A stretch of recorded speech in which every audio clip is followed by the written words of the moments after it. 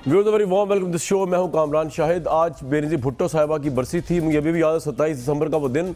मैं उन दोनों पीटीवी न्यूज़ में हुआ करता था और मैंने बड़े दिल से उस वक्त भी ट्रिब्यूट पेश किया था मोहतरमा बेनज़ीर भुट्टो साहिबा को। और एक होप थी पीपल्स पार्टी के लिए भी और अपनी आवाम के लिए भी जो उस वक्त बुझ गई। उनमें 100 खामियां आप निकाल सकते हैं, उनमें 100 वो निकाल सकते हैं, लेकिन लीडर बड़ी थी वो। और पाकिस्तान में भुट्टो साहब के बाद बहुत से लोगों के नज़दीक अगर कोई लीडर आई तो वो मोहतरमा थी और उनके मैच की कोई लीडर उनके मुकाबले में नहीं थी। मैं किसी को डेरोगेट नहीं कर रहा इधर। नवाज शरीफ साहब भी बहुत बड़े लीडर, नवाज शरीफ साहब ने बहुत ज़्यादा इम्प्रोवाइज़ किया बाद में, लेकिन जिसमें बेनज़ीर साहिबा से उनका मुकाबला था, हमने पूरा 90 की दिहाई देखी है, नौजवानी का दौर था, उसमें जो स्टेट्स पर्सनशिप बेनज़ीर साहिबा की थी उसके करीब करीब उस वक्त कोई अपोजिशन लीडर नहीं था। तो बेनज़ीर ने उस ज़माने में पार्टी कमांड संभाली। ऑब्वियसली जब जनरल ज़िया का मार्च चला था, मैंने खुद अपनी आंखों से वो इस्तकबाल देखा उनका जो हुआ था 1986 में लाहौर में। जनरल ज़िया का मार्शल लॉ, एक औरत ने आके उसको पूरा लेट डाउन कर दिया, उसका खौफ ख़त्म कर दिया जो सालों से था। और ओल्ड एयरपोर्ट से लेके दादा साहब तक जो हमने विटनेस किया, लाखों का मजमा था, फूल लेके लोग, दुपट्टे लेके लोग मोहतरमा के लिए वहाँ खड़े हुए थे। आज वो पीपल्स पार्टी नहीं है, ये भी मेरा अपना तज़िया है। एक करप्शन में जकड़ी हुई, करप्शन में धंसी हुई, करप्शन के इल्ज़ामात, चले इल्ज़ामात कह लेते हैं, जर्नलिस्टिक एथिक्स है, करप्शन के इल्ज़ामात और मफरूज़ों और GITs में धंसी हुई पीपल्स पार्टी है। जरदारी साहब ने आज खिताब तो किया, जिक्र नहीं किया बेनज़ीर साहिबा का। फ़र्द जज्बात में वो अपनी ही गुफ्तगू करते रहे, अपने स्कोर जो है वो सेटल करते रहे। तो मैं कहा मैं ज़रा बेनज़ीर साहिबा खुल के गुफ्तगू कर दूं, क्योंकि मेरा तो उनसे कोई ऐसा कॉन्फ्लिक्ट वो नहीं है या ना बेनिफिशरी हूँ। जरदारी साहब तो हैं, उसके बावजूद उसका जिक्र नहीं किया उन्होंने आज।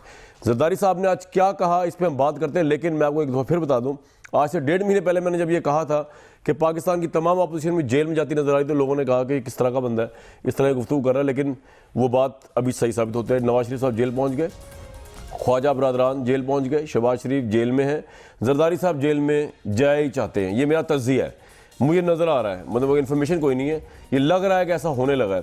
तो तहरीक इंसाफ अकेली होगी, पूरा मैदान होगा, इवन बांग्लादेश लेवल की भी कोई टीम उनके मुकाबले पे नहीं होगी।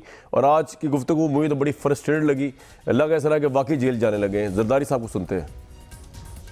इस लाडले के फटे हुए ढोलों ने हमें फिर ललकारा है। मैं इन फटे ढोलों को और लाडले को बता देना चाहता हूं कि हम इनके ये बनाए हुए हटकंदों से नहीं डरते। और जहां तक रहा सवाल बिलावल का, वो बेनज़ीर भुट्टो का और मेरा बेटा है, इसको तुम क्या डराओगे? ये जितने भी हैं इन सब को पीपल्स पार्टी हम अकेले ही मुंह देंगे और किसी पार्टी की इतनी हिम्मत नहीं है। हम सब लड़ने के लिए तैयार हैं। जहां ये आएंगे वहां हम लड़ेंगे, जिससे शुरू करेंगे वहां से हम खत्म करेंगे। इनने 100 दिनों में कुछ किया ही नहीं है। मैंने मुशर्रफ को नौकरी से निकाल दिया था। ये हुकूमत नहीं कर सकते, ये पाकिस्तान को नहीं चला सकते, मैशत को नहीं संभाल सकते, सवाए टीवी पे बकवास करने के, और इनको कुछ नहीं आता। हम इनसे जमहूरी तरीकों से मुकाबला करते हुए ठप्पे मार के दोबारा इनसे ये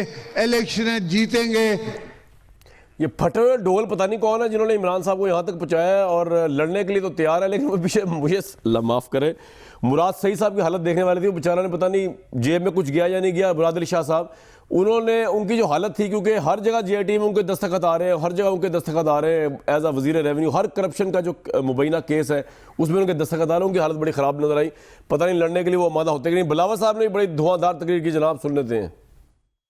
बिजली महंगी, गैस महंगी, महंगी हुई रोटी और नान, ये है खान का नया पाकिस्तान। आपने बेनामी अकाउंट्स का इन्वेस्टिगेशन तो किया। अगर हिम्मत है तो बेनामी वजीर आजम का इन्वेस्टिगेशन करो। इमरान तो वो कठपुतली है जो इस मुल्क को 1 यूनिट बनाना चाहता है। वो मुल्क में 18वीं तरमीम के जरिए सूबों को मिलने वाले हकूक खत्म करना चाहता है। ये मुझे इस नाम नेहाद और यकतरफा एहतसाब से नहीं डरा। हमने मुशर्रफ का एहतसाब और इंतकामी कार्रवाइयां देखी है। तुम किस खेत की मूली हो?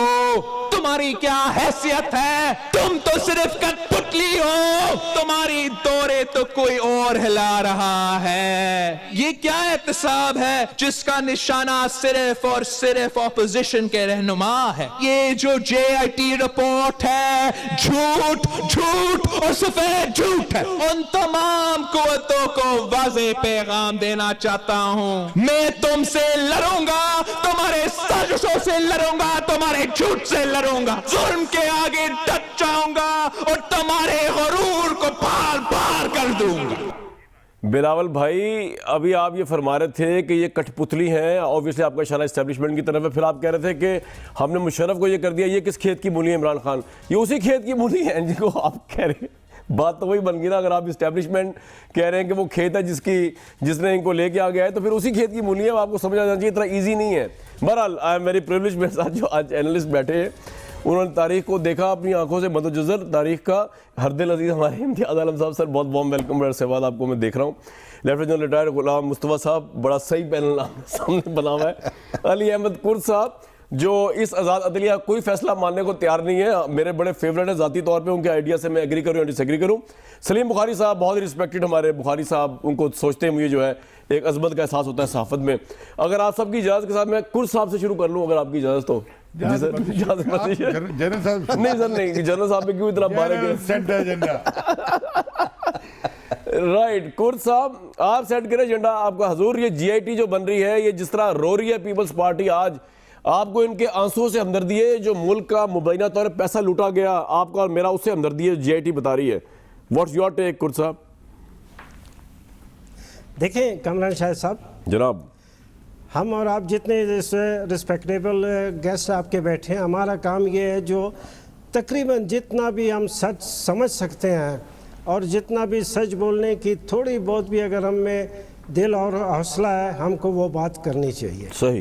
देखिए, वैसे थे वकील के, और मेरा ये मशवरा है हर शख्स के लिए कि एलिगेशन कुछ और होती है, एक प्रूवन केस अदालत में उसकी हैसियत कुछ और होती है।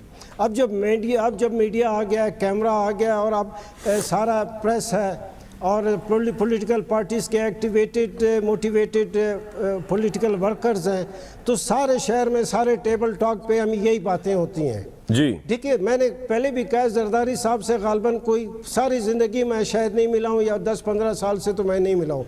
बिलावल से भी नहीं मिला हूँ। मैं मियाँ नवाज शरीफ से अभी मैं थोड़ा अपने सुप्रीम कोर्ट के इलेक्शन के सिलसिले में मिला हूँ।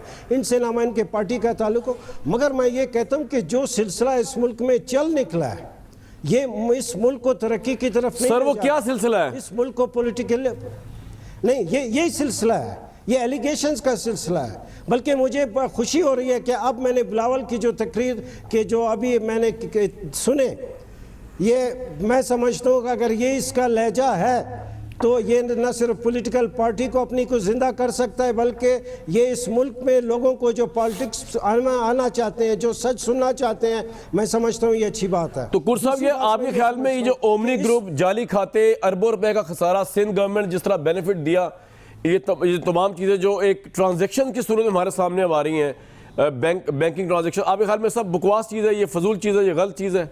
नहीं, मैं नहीं ऐसी बात नहीं करता। नहीं, देखिए, आप ओमनी ग्रुप है या ये GIT की आप बात ले लेते हैं। GIT की बहुत बड़ा इसका नाम हुआ और बहुत बड़ा इसकी शोहरा हुआ सुप्रीम कोर्ट के पनामा के ज़माने में।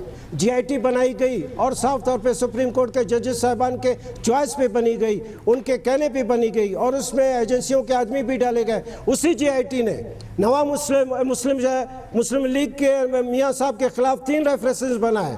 वही एविडेंस के बुनियाद पे 3 रेफरेंसेस बने और सुप्रीम कोर्ट ने उन 3 रेफरेंसेस को नायब कोर्ट में भिजवाया। पहला रेफरेंस जो सबसे बड़ा, जिसके बारे में कहा जाता था कि ये बहुत ही पावरफुल स्ट्रांग प्रोसिक्यूशन का स्ट्रांग रेफरेंस है, एवन फील्ड वाला, उसका रिजल्ट आपने देखा? नहीं, मेरी बात सुने। जी, आपकी सुन रहा हूं सर। रिजल्ट आपने जी, आपको सुन रहा हूं।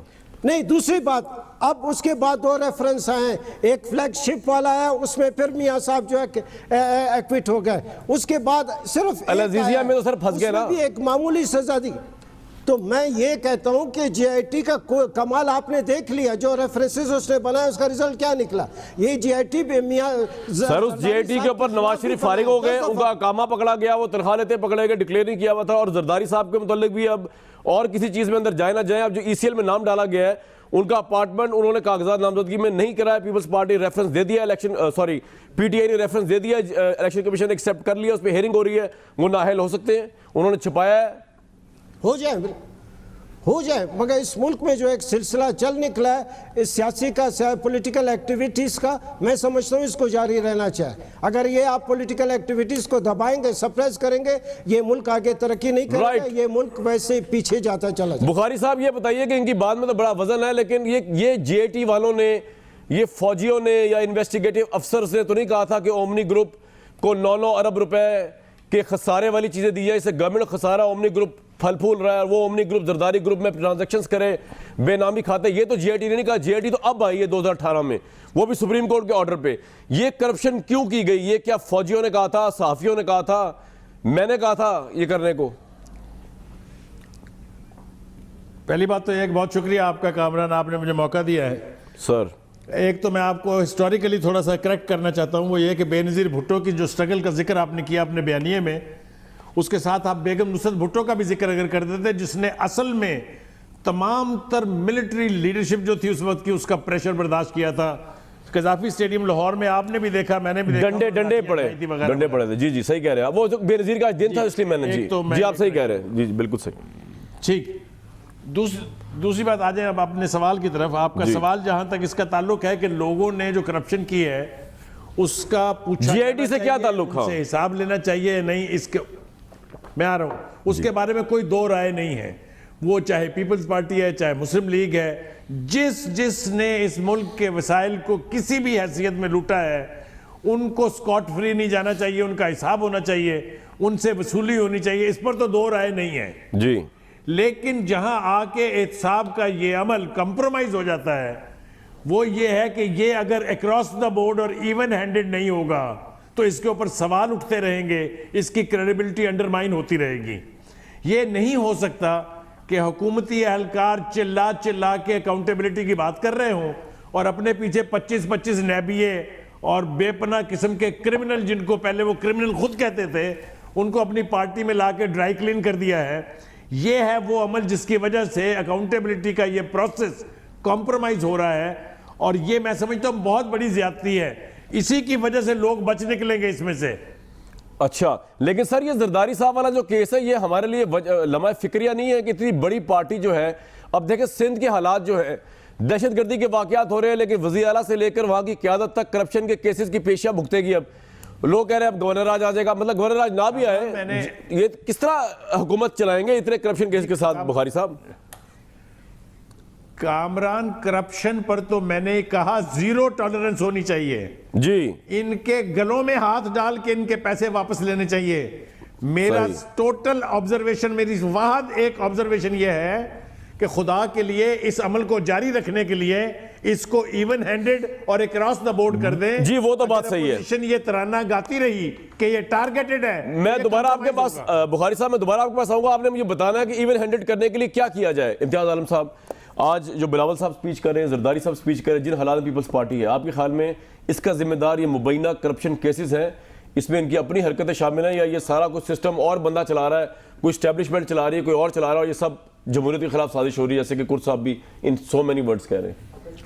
देखिए, मैं तो सारे मामले को सियासी तौर पर देख रहा हूँ जी।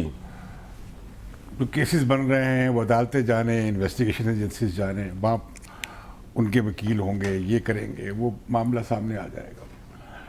जो मेरी तशवीश है वो ये है कि वाकई आज जो बिलावल ने बहुत सारी बातें की हैं, ये मुझे अगला पॉलिटिकल एजेंडा बनता नज़र आ रहा है। मैं पाकिस्तानी तारीख को देख काफ़ी, यानी बिलावल का फ्यूचर नज़र आ रहा है आपको? नहीं, पॉलिटिकल एजेंडा सेटिंग हुई है आज, ठीक, जिसमें उन्होंने पश्तून तहफ़्फ़ुज़ मूवमेंट का मसला भी उठाया है, जिसमें गिलगित बल्तिस्तान का भी, जिसमें बलूचिस्तान का मसला भी उठाया है, जिसमें पंजाब में एलिनेशन का या गुस्से का जो मसला उठाया है, और ख़ास तौर पे जो उन्होंने बात की है ना ये 1 यूनिट वाली, इस वक्त प्रैक्टिकली ये बात तो ठीक है कि 3 सूबे मरकज़ से चल रहे हैं।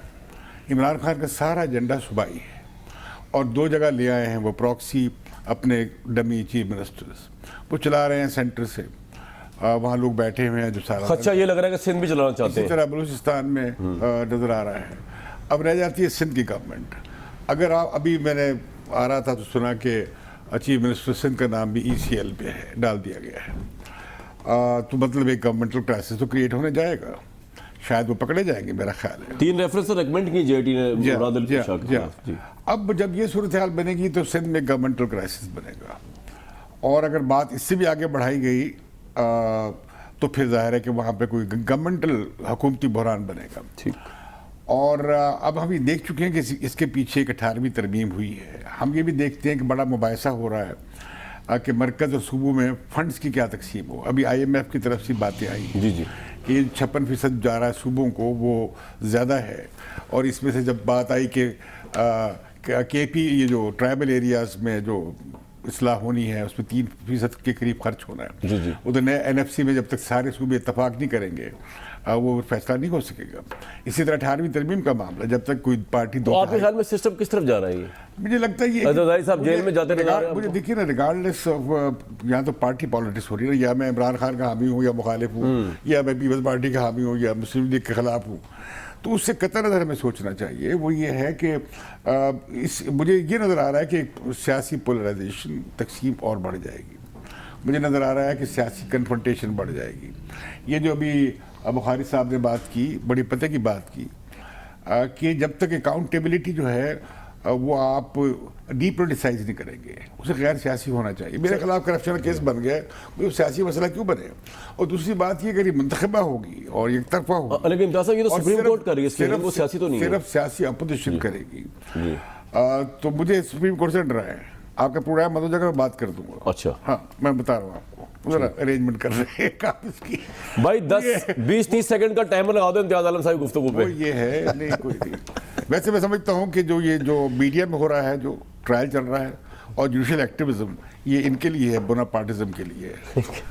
ठीक है, अगर आपको lieutenant general retired Ghulam Mustafa साहब, नेक्स्ट गवर्नर सिंध, गवर्नर राज। ये पंजाबी, खुदा के बाद से पंजाबी है, इन्हें पंजाब में जरूर लगा कुछ दें। भी हो सकता है, हमारे दोस्त है वहां ना भेजे। तो मैं कह रहा हूँ कि जैसे बुखारी साहब कह रहे थे, एक देखिए पाकिस्तान में वाकई बात सुने, जी जी सर, पाकिस्तान में एक निजाम की सिस्टमिक करप्शन है। पाकिस्तान में मुफ्तखोरी की सरमायादारी है, क्रोनी कैपिटलिज्म है। पाकिस्तान का ब्यूरोक्रेटिक स्ट्रक्चर वो ब्रिटिश ट्रेडिशन में चला आ रहा है। बिल्कुल सही कह रहे हैं। पुलिस जो है जी, तो ये सारा का सारा चलता है रेंट सीकिंग पे, किकबैक। सर होप नजर नहीं आ रही आपकी गुफ्तगू से? देखिए नहीं, इम्तियाज आलम साहब, नहीं, मैं और बात कह रहा हूँ उसके बारे में, सिस्टमिक अप्रोच। तो आपके ख्याल में इमरान खान कंट्री पाकिस्तान आगे नहीं जा रहा अभी? आप निजाम में इस्लाहात लाए, ठीक है। $10 बिलियन आप कह रहे हैं मुल्क से जा रहा है, भाई आप $5 बिलियन रोक लो। नहीं, वो तो उससे पहले जा रहा था ना, अब रोकेंगे? आप कैसे रुक गया यार? जैसे कि आप, अगर मैं GIT की कहानी मान लूं जी, तो ये पूरे पाकिस्तान की कहानी है, पूरे पाकिस्तान की लीड की कहानी है। जल्ला साहब, ये क्या हो रहा है इस मुल्क में? आपने नहीं, ये पाकिस्तान की लीड की कहानी। किन लोगों को सपोर्ट कर रहे हैं आप? ये क्या जाली बिलावल तो यही कह रहे हैं। आप मुझसे जाती तौर पर पूछ रहे हैं कि आप नहीं, बिलावल कह रहा है कि जनाब सिलेक्टेड प्राइम मिनिस्टर लाने वाले कठपुतली प्राइम मिनिस्टर तो इशारा एस्टेब्लिशमेंट की तरफ ही होता है ना।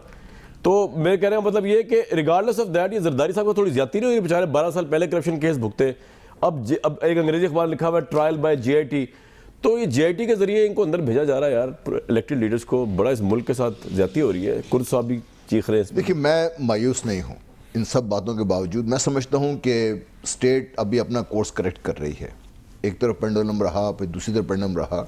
अब इसमें आने में कुछ टाइम हमें ज़रूर लगेगा। और इसमें जो नज़र आ रहा है, 2-3 चीज़ें जो मुझे नज़र आ रही हैं, ये सारे मुझसे बड़े ज़्यादा समझदार हैं इस मसले में, कि जो पाकिस्तानी जमहूरियत की जो खामियां हैं वो बड़ी खुल के सामने आ रही हैं। कैसे? मसलन नंबर 1, जमहूरियत ने नहीं कहा करप्शन करें। मैं तो ये नहीं कह रहा ना जी, मैं तो कह रहा हूँ कि जो खामियां हैं वो सामने। नंबर 1 शख्सियात के इर्द गिर्द घूम रहा है सारा कुछ। वो तो आप सही कह रहे हैं। ठीक है जी, अगर शख्सियात के इर्द घूमेगा, अगर जरदारी साहब जेल में चले गए तो क्या पाकिस्तान की पॉलिटिक्स ख़त्म हो जाएगी? क्या अगर नवाज शरीफ साहब जेल में चले गए तो पॉलिटिक्स ख़त्म हो जाएगी? अगर इमरान साहब हट जाएंगे तो सीन से ख़त्म हो जाएगी पॉलिटिक्स? अगर हमने इसी तरह सियासत चलानी है तो फिर मैं समझता हूँ कि पाकिस्तान की जमहूरियत खतरात ज़्यादा है। और किसी की बिजनेस लिमिटेड अप्रोच नहीं होनी चाहिए कि एक शख्सियत गई तो पूरी पार्टी बैठ गई। नंबर 1, अब पीपल्स पार्टी का जो हाल हुआ आपको नजर आ रहा है इसमें। नंबर 2, अगर हम ये समझते हैं कि सब कुछ हो रहा है, इसको हम सियासी तरीके से हल करें और जो क्रिमिनलिटी ऑफ द इंटायर और जो इसकी सिस्टम है सारे ये सारे में हुआ है उसको हम छोड़ दें और हमको सियासी तौर पे हल करें, उनको भी मौका दे दें, फलाने को मौका दे दें, तो फिर तो आप कुछ करने से रहे इसमें। ठीक है जी, सियासत अपनी जगह पे और इस सारे की जो क्रिमिनलिटी है वो अपनी जगह पे है।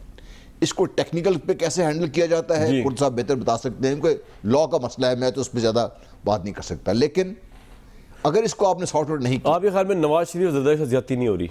नहीं, मेरे ख्याल कोई ज्यादती नहीं हुई। मेरे ख्याल इस मुल्क के साथ ज्यादती हुई अभी तक। आप देखिए जो JIT की रिपोर्ट है, हो सकता है बाद में गलत साबित हो जाए, लेकिन जो इस वक्त हक़ाइक़ JIT के जरिए सामने आए हैं वो तो वैसे बड़े ज़बरदस्त हक़ाइक़ के ट्रांजैक्शंस उन्होंने नोट किए। उन्होंने जिस तरीके से काम किया है, एक तो मुझे खुशी इस बात की है कि FIA ने पहली दफ़ा इंतहाई प्रोफेशनल काम किया है इसमें। सर FIA तो नहीं है उस JIT की रूह रवां। मैं तो ये समझता हूँ कि FIA का काम है ये, और जो मेरी जिससे भी बात हुई है बैकग्राउंड में लोगों से, FIA की कैपेबिलिटी है। नहीं, लेकिन बुरी बात क्या है, अगर JIT अच्छा काम कर रही है, करप्शन नहीं होनी चाहिए थी तो वो ना पकड़ते। नंबर एक, अब मेरे इम्तियाज आलम साहब पे बनाने JIT कुछ नहीं निकलेगा, पकड़ा गया है इस चीज को। अब ये तो JIT का कसूर कोई नहीं। जो चीज सामने आई है, अब जो इम्तियाज साहब बात कर दे कि सिंध की हुकूमत लिपटी हुई नजर आ रही है इसमें, तो इसमें कसूर किसका है मुझे बताइए। ये मैंने कहा जी कसूर उनका है जो जिन्होंने काम गलत किए। अच्छा, तो अब ये है कि अगर ये इसकी वजह से सिंध की हुकूमत पीपल्स पार्टी के हाथों से जाती है तो कसूर उन्हीं का ही है। तो क्या इससे आप पूरी स्टेट को हॉस्टेज बना के बैठ जाएंगे इस चीज से? सही है, ये मैं जो बात कर रहा हूँ ना, जो आपको कमजोरी नजर आ रही है। कुर्द साहब पूरी स्टेट को हॉस्टेज बना सकते हो? ये नवाज शरीफ, इमरान खान, जरदारी, ये आने जाने वाले लोग हैं, पार्टियां रहती हैं, अवाम रहते हैं, तो आप ऐसा क्यों सोच रहे हैं कि जमहूरियत खतरे में पड़ गई अगर ये लोग अंदर चले जाएंगे? करतूत जिनके जैसे होंगे वो वैसे भुगतेंगे। अब वो मैं हूं, आप हो, या नवाज शरीफ साहब हो, या जरदारी साहब। जी सर, मैं एक पॉलिटिकल एक्टिविस्ट होने के हवाले से मेरा ताल्लुक आवाम से और पॉलिटिकल वर्करों से है। मैं नवाज शरीफ से मेरा कोई ताल्लुक नहीं, जरदारी साहब से कोई ताल्लुक नहीं। मगर मैं ये कहता हूँ JIT में जो लोग बैठे हैं, जिन्होंने ये सारा जो है तफ्तीश की और सारा चीज़ मामला लाया, मैं इनसे पूछता हूँ उनके इनको जो ये चीज़ आज ये सारा चीज़ सामने ला सके, उस वक्त इनके सामने ये पैसे जा रहे थे। बात तो हमें अफसोस तो हुआ कि जिस वक्त मुल्क में पैसे जा रहे थे ये रोक सकते थे, क्यों नहीं रोका इन्होंने? JIT में जो लोग बैठे, मैं उनकी बात साहब, लेकिन आप ठीक कह रहे हैं, उन्होंने पैसे वो कह रहे हैं JIT में FIA वाली बैठे हुए, पैसा जाने दिया। वो पैसा जाने देते हैं, वो कहते हैं कि सारे केसेस रिकॉर्ड अपने पास रखो, जब ज़रूरत हो उसके बाद आदमियों को खींच के ले आओ। जब उनके पास सारा रिकॉर्ड मौजूद था, सही है या गलत? हालांकि अदालत ने उस सारे रिकॉर्ड को तस्लीम नहीं किया। नवाज शरीफ के खिलाफ इन्होंने सारा रिकॉर्ड रखा। जब उन्होंने देखा कि नवाज शरीफ को अब अपने शिकंजे में लाना है, अपनी मुट्ठी में लाना है, जब वो मुट्ठी में आने से उन्होंने इनकार किया तो लाके अदालत में खड़ा किया। 1.5 साल से जो है उसकी पेशियाँ भुगती रही हैं, 1.5 साल से उसको इंसल्ट हो रहा है। 3 टाइम्स का वजीर आजम जो है सुबह शाम पेशी लेता है। आपका जरदारी इस मुल्क का प्रेसिडेंट रहा है, अच्छा या बुरा, जब वो पैसे बना रहा था, भिजवा रहा था, आपने क्यों नहीं रोका उसको? इसका मतलब आपका मतलब सिर्फ आप केसेस बनाएं, रिकॉर्ड महफूज रखें जब आपका दिल चाहे। आप ये जरदारी की बात नहीं कर रहे हैं, पीपल्स पार्टी को काबू में कर रहे हैं। आप नवाज शरीफ की बात नहीं करते हैं, नवाज शरीफ की मकबूलियत को अपने हिस्से में लाना चाहते हैं। ये बात गलत है, मुझे अफसोस होता है। मैं कहता हूँ एक एक पैसा वापस आना चाहिए, मगर उससे ज़्यादा मुझे गुस्सा ये है कि जब पैसा जा रहा था, इन सब के इल्म में था, एक एक आदमी के इल्म में था, ये जितने एलीट बैठे हुए हैं, उस वक्त इन्होंने क्यों नहीं रोका पैसा? अब पैसा रोकता है, इसलिए ये ज्यादती करते हैं, इनके सामने ज्यादतियाँ होती हैं, उस वक्त नहीं रोकते। मगर जब जाओ अपना मामला आ जाता है, इस मुल्क में किसके खिलाफ करप्शन नहीं है? अभी मैं लूँ ना आपके सामने, ये जितने बड़े बड़े जो पैगंबर बने बैठे हैं, जो मुकद्दस गाय बने बैठे हैं, इनके खिलाफ करप्शन के इल्जामात नहीं है? इधर भी क्यों नहीं उनकी बात होती है? सिर्फ बात उसकी होती है जो पॉलिटिकल आदमी है, बात सिर्फ उसकी होती है जो चीखता है आवाम के लिए थोड़ा या बहुत। इस मुल्क में थोड़ा भी आवाम के लिए चीखना, मैं कहता हूँ वलीउल्लाहों का काम है। इस वक्त अवाम अपनी जिंदगी के बदतरीन दिन गुजार रहे हैं। रोटी पैदा करना, अपने माँ बाप के लिए दवाई पैदा करना, बच्चों की स्कूल की फीस देना, इस मुल्क में जिंदा रहना गरीब आदमी के लिए नामुमकिन है। इन लोगों के लिए बात करना, जरदारी करे या नवाज शरीफ करे, मैं कहता हूँ बहुत बड़ी बात है। ये मुल्क किधर जा रहा है? 22 करोड़ आवाम का मुल्क है और लोगों को रोजी नहीं है, और हमारा हाथ हम ऐसे मांगते हुए जाते हैं। आपने कभी देखा है कि नीचे वाला हाथ होता है, उसके फेस एक्सप्रेशन क्या होता है? हम बैसियत मुल्क, हमारा हाथ ऐसे है, इधर से भी हम मांगते हैं, इधर से भी मांगते हैं, और हम कहते हैं कि हम इस मुल्क में जो है इस इस्लाम का किला है। इस्लाम का किला ऐसे होता है? मत करें। ये मुल्क आपका भी है, ये मुल्क मेरा भी है, एक एक गरीब आदमी का मुल्क है। उस गरीब आदमी को जीने दें, वो जिएगा तो ये मुल्क जिंदा रहेगा और बहुत खूबसूरत अंदाज में जिंदा रहेगा। आप ठीक फरमा रहे हैं कुर्द साहब, लेकिन अब ये तो एक अलग डिबेट आपने शुरू कर दी। बड़ी अच्छी बात आपने कही कि जब ये पैसा बाहर जा रहा था तो रोका क्यों नहीं गया, लेकिन मुझ जैसे शहरी के लिए तो यही बड़ा इंपॉर्टेंट है कि अब अगर पकड़ लिया गया है तो अब छोड़ना नहीं, क्योंकि आप ये जो कह रहे हैं हाथ पूरी कौम के इस तरह हुए में, इसमें इन्हीं लोगों का रोल है जिन्होंने कौम के मुहाफिज बन के बैठे इक्तदार के अंदर और उसके बाद इस मुल्क को लूटा। उन्होंने ठेके दिए, अपने बाप की ज़मीन समझ के ज़मीनें दी, एग्रीमेंट्स किए, उन्हें ना खुदा खौफी थी, ना अवाम खौफी थी, ना जमहूरियत का पास था, सब कुछ करते रहे।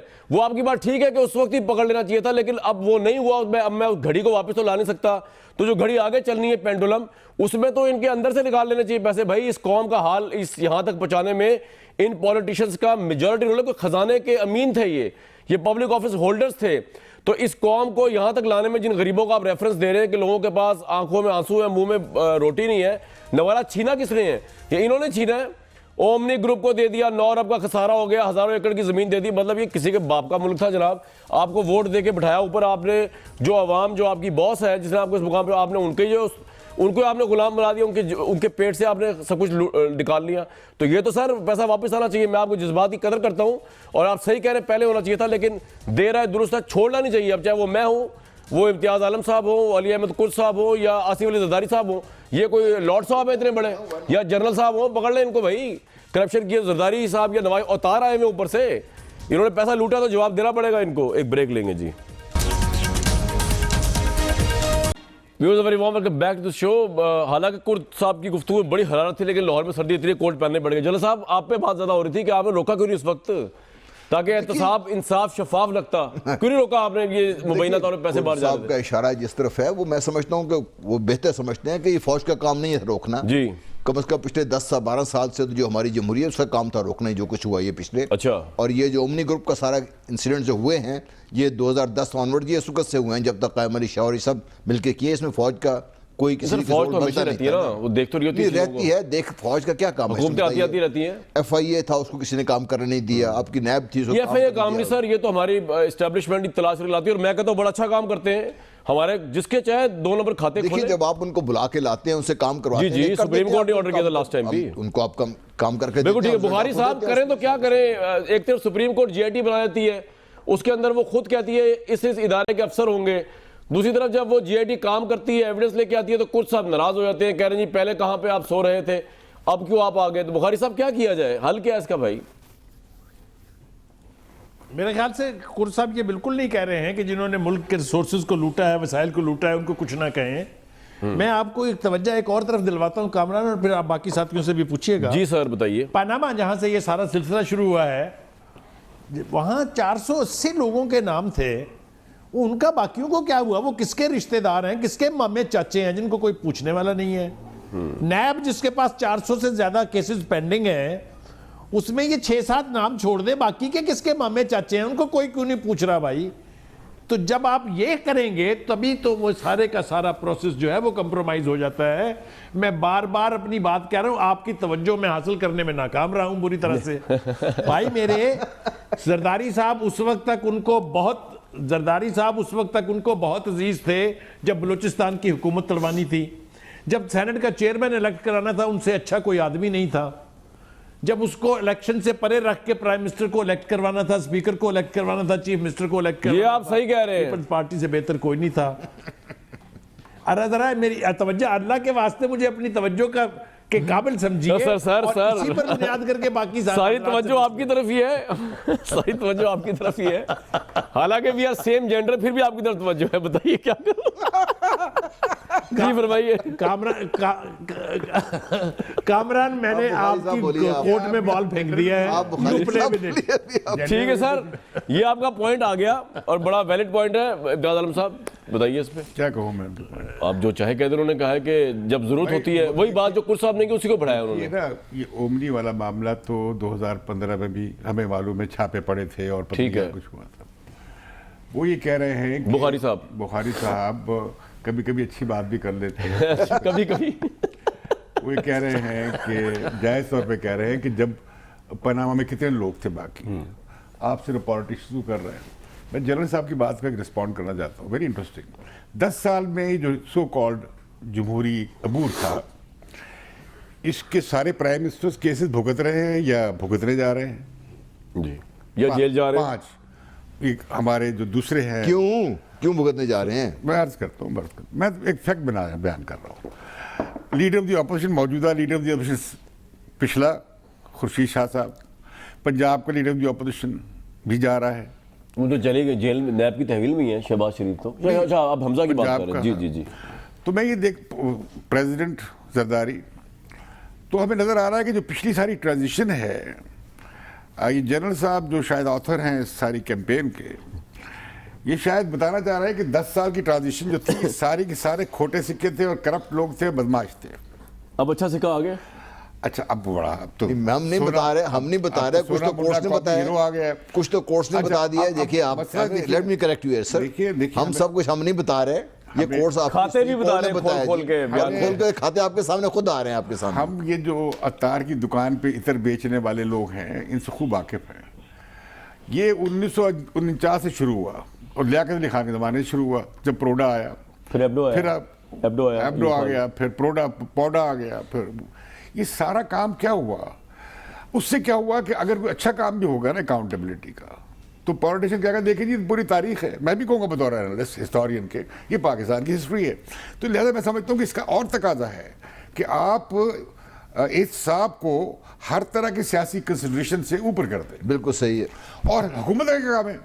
जब आप कह रहे हैं नैब एक कौमी अदारा है, जब आप कह रहे हैं कि इसका काम ये, हुकूमत तो मजे ले रही है, वो कर तो कुछ नहीं रहे। जब आपके पास आप कह रहे हैं कि तफ्तीशी एजेंसी आजाद होनी चाहिए, बिल्कुल ठीक है, तो फिर आप उन्हें तफ्तीश करने दें। जी बुखारी साहब, अमेरिका में सदर अमेरिका की तफ्तीश हो रही है जी, हो रही है ना, सिस्टम चल रहा है। देखें कोई ये नहीं कह रहा कि भाई इससे कोई सही बात है। जी बुखारी साहब, जी आपकी बात सही है, इससे मैं तो जी बुखारी साहब, कभी कभी आपकी बात अच्छी भी होती है। मैं ये कह रहा हूं कि अदारे काम कर रहे हैं तो हुकूमत को उनका स्पोक्समैन बनने की जरूरत नहीं है। बिल्कुल सही बात है। आप देखिए, नवाज शरीफ को सजा नहीं हुई थी तो बाबर रवान साहब ने और फवाद चौधरी साहब ने कहा ये 10 साल के लिए अंदर जाएगा, और जब 1.5 साल के बाद 10 साल के लिए अंदर जाएगा तो मैं इसका क्या समझूं? Gas work. हुकूमत को उनका नुमाइंदा और उनका स्पोक्स पर्सन भी नहीं बनना चाहिए। सही बात है। इतना परफेक्ट गैस वर्क के अडयाला में कमरा तैयार हो रहा है, इसके बाद फलां की बारी है, उसके बाद फलां की बारी है, सदके जाएं इस साहब के जनाब। सही बात है जी। कुर्द साहब, आपके साथ बात करने का बड़ा मजा आता है और मैं जानबूझ के आपसे प्रोवोकेटिव सवाल करता हूं ताकि आप अपने उसी जोश, जज्बे और गजब में आया। उनकी तकरीर के बाद आप भी बोलोगे? नहीं, मैं नहीं बोलूंगा जी, ठीक है। कुर्द साहब, एक और प्रोवोकेटिव सवाल, मुझे ये बताएं कि जनाब जरदारी साहब रहे ना रहें, नवाज शरीफ साहब रहे, उनकी पार्टियां चलती रहेंगी भाई। अभी नवाज शरीफ साहब चले गए अंदर, इलेक्शन भी हो गया, फिर भी पंजाब की लार्जेस्ट सिंगल पार्टी थी, पार्टी सिस्टम स्ट्रांग होगा तो वोट पड़ता रहेगा। तो आपने शख्सियात के इर्द गिर्द क्यों पूरी पाकिस्तान की जमहूरियत को डाल दिया और सियासत को? कुर्द साहब, ये रहे ना रहे, पाकिस्तान पार्टीज रहेंगी जी। कामरान साहब, देखें, मेरे ख्याल में आपने मेरे हवाले से ये बात सही नहीं की है। मैं सारी ज़िंदगी शख्सियात का कभी भी हामी नहीं रहा। एक दो जो लीडर थे उनका मैं फ़ैन रहा, भुट्टो साहब का मैं फ़ैन रहा, ऐसे सोहरावर्दी साहब के बारे में उस दिन मैं सुन रहा था, उसके बारे में भी एलिगेशन की बात है, हालांकि उससे साफ सुथरा फांसी लग गया, बेचारे की हुकूमत नहीं बन सकी, उन्हें बशर की पाकिस्तान बदल कर नहीं बन सका। देखिए, मियाँ साहब हो, जरदारी साहब, ये इनके इर्द गिर्द सारी मुल्क की सियासत नहीं चल रही है, मगर मैं ये कहता हूँ कि इनके हवाले से जो इनके वर्कर्स हैं और इनके बहुत बड़े वर्कर्स हैं, मैं ज़ाती तौर पे मैं जो अच्छा कुर्द साहब, वक्त की किल्लत है, जल्दी से एक सवाल का जवाब दें मुझे। जरदारी साहब के जेल जाने से क्या हो जाएगा सिंध और पीपल्स पर? आपके नज़दीक कोई बहुत बड़ा डिजास्टर हो जाएगा पॉलिटिकली? नहीं, ये हो जाएगा कि लोगों को ये पता चलेगा कि मियाँ साहब भी अंदर है, जरदारी साहब भी अंदर है, मगर ये है कि किसी को फिर खाली जाली काम करने का मौका नहीं मिलेगा। ये मैं कहता हूँ, फिर बदनज़मी होगी और थोड़ा बहुत अच्छा खासा इंतशार होगा। ये मुझे ब्रेक लेनी है जी, ब्रेक लेनी है, मुझे एक ब्रेक लेनी है।